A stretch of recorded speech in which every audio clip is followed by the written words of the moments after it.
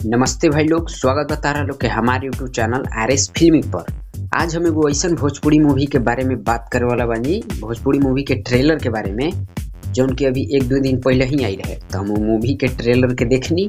Movie के trailer में तो स्टोरी हमारा बहुत ही ज़्यादा सिंपल लगलक, लेकिन ट्रेलर देखनी तो बहुत ही ज़्यादा हमारा हंसी अइलक और बहुत ही ज़्यादा मजा अइलक। तो सोचनी कि एगो ये मूवी के ट्रेलर के रिव्यू के वीडियो बना दिया। तो आओ कर जाओ ट्रेलर के रिव्यू। मूवी के नाम बाटे श्री 420। मूवी के स्टोरी बहुत ही ज्यादा सिंपल बा।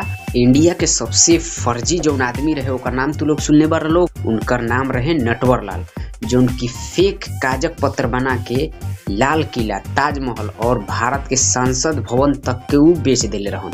और उहे काम ई मूवी के मेन कैरेक्टर करला। हालांकि एमे ऊ फर्जी काजक उजक बना के कोनो जमीन उमीन ना बेचेला, बस ही पैसा के बहुत ही ज्यादा लूटेला और वापस करे के नाम पे 0 रुपया। लेकिन कुछ साल बाद उ लड़का के कुंडली में दोष मिल जाला, जेकरा वजह से ओकरा एगो औरत से शादी करे के रहेला, जो उनकी बहुत ही जल्द मरे वाला होखे। लेकिन शादी तो उ कर लेवेला, लेकिन उ लड़की मरबे ना करले, यानी कि ओकर सास जो रहले उ ओकरा साथे फ्रॉड कर लेवेला। एक्चुअल में उ लड़की के कैंसर रहबे ना करला। तो इहे बाटे मूवी के स्टोरी, जोन की स्पॉइलर नहीं खे, ट्रेलर में इतना सब कुछ दिखावल बा।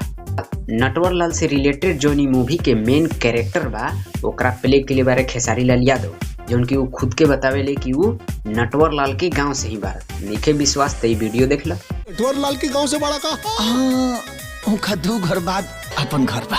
और तारा लोग के इहो पता हो कि खेसारी लाल के कॉमेडी में कॉमिक टाइम कितना बेस्ट बाटे। ई मूवी के ट्रेलर में 3 गो गानों रहे, लेकिन ये जो पहिलका वाला गाना रहे नु, वो वाला गाना हमरा सबसे अच्छा लगलक है। ई मूवी फुल टू कॉमेडी और ड्रामा टाइप के ई मूवी होखे वाला बिया, जेकरा में हमनी के खेसारी लाल यादव, मधु शर्मा, श्वेता मेहरा, संजय पांडे, मनोज टाइगर, देव सिंह, प्रकाश झा जैसन बेहतरीन एक्टर में हमनी के काम करत दिखाई दिए।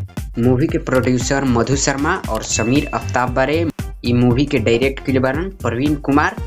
और मूवी के रिलीज डेट के बारे में अभी कोनो कंफर्मेशन नहीं खे, और आशा करतनी हम कि मूवी बहुत ही जल्द सिनेमा घर में आवे, ना तो इहो मूवी के हाल पावर स्टार मूवी के तरह ही हो जाए, जेकर टीजर साल भर पहले आई रहे और ट्रेलर 6 महीना पहले मूवी रिलीज हो, जेकरा वजह से ओकर हाइप डिम हो गई।